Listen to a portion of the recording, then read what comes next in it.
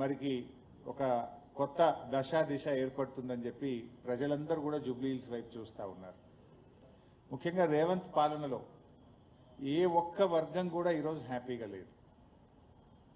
అది కార్మికులైనా, పారిశ్రామికవేత్తలైనా, అది auto డ్రైవర్లైనా, taxi డ్రైవర్లైనా, చిరు వ్యాపారులైనా, అన్ని వర్గాలు కూడా ఈరోజు రేవంత్ పాలనలో ఇబ్బంది పడుతున్నటువంటి పరిస్థితి మనం చూస్తూ ఉన్నాం.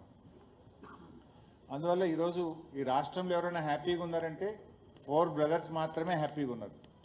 4 బ్రదర్స్ తప్ప 4 కోట్ల ప్రజల్లో ఇలా అసంతృప్తి ఉన్నది. ఇచ్చిన ఏ గ్యారంటీలు అమలు కాలేదు. ప్రజలకు ఇలా ఒక బ్లాక్మెయిల్ రాజకీయం రాష్ట్రంలో చూసినట్టయితే ఒక అరాచక ప్రభుత్వం రాజ్యం వెళ్తున్నటువంటి పరిస్థితి.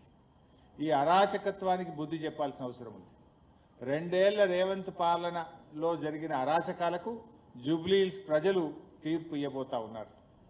ఎందుకంటే ఇక్కడ మనం ఈ కాంగ్రెస్ను ఓడించకపోతే మరో 3 ఏళ్ల పాటు ఈ రాష్ట్ర ప్రజలు నరకయాతన అనుభవించాల్సి ఉంటుంది. కేసీఆర్ పాలనలో వికాసం, రేవంత్ పాలనలో 2 ఏళ్ల పాలనలో ప్రజలకు విధ్వంసం తప్ప మిగిలింది ఏం లేదు. నిజానికి చెప్పుకోవడానికి ఒక్కటి కూడా లేదు. ఏ ఒక్కటి కూడా జరగలేదు. పథకాలు కేసీఆర్ గారు అందించిన సంక్షేమ పథకాలు ఒకటొక్కటిగా రద్దవుతూ ఉన్నాయి. ఒకటొక్కటిగా చెప్పకుండానే వాటి అమలు నిలిచిపోతూ ఉంది తప్ప కొత్తగా వస్తున్నటువంటిది అయితే ఏమీ లేదు. ఈ ఎన్నిక వికాసానికి విధ్వంసానికి మధ్య జరుగుతున్న ఎన్నిక. ప్రజలు ఈ ఎన్నికల్లో ఏది కావాలో నిర్ణయించుకోవాలి. వికాసం గెలవాలా, విధ్వంసం గెలవాలా?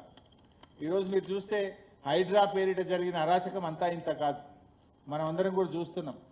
ఇట్లా చూస్తే అసలు రాష్ట్రంలో ఒక బ్లాక్మెయిల్ పాలన. రేవంత్ పాలనలో మీరు చూస్తే basically Revanth is a blackmailer. ఈ రాష్ట్రంలో అందరికీ తెలుసు. సమాచార హక్కు చట్టాన్ని ఉపయోగించి ఏ రకంగా ఇండస్ట్రియలిస్టులను, రియల్ ఎస్టేట్ వ్యాపారులను బ్లాక్మెయిల్ చేసిండో ఈ రాష్ట్రంలో, హైదరాబాద్లో మీలాంటి జర్నలిస్టులకు, రాష్ట్ర ప్రజలకు తెలుసు. ముఖ్యమంత్రిగా కూడా ఈరోజు బ్లాక్మెయిల్ చేస్తున్నాడు రేవంత్ రెడ్డి పాలన. ఇవాళ ఉదాహరణకు మీరు చూడండి, ఫీజు రియంబర్స్మెంట్ రాలేదు అని కాలేజీలు 2 సంవత్సరాల నుంచి కాళ్ళ చెప్పులు అరిగేలా ప్రభుత్వం చుట్టూ తిరిగారు.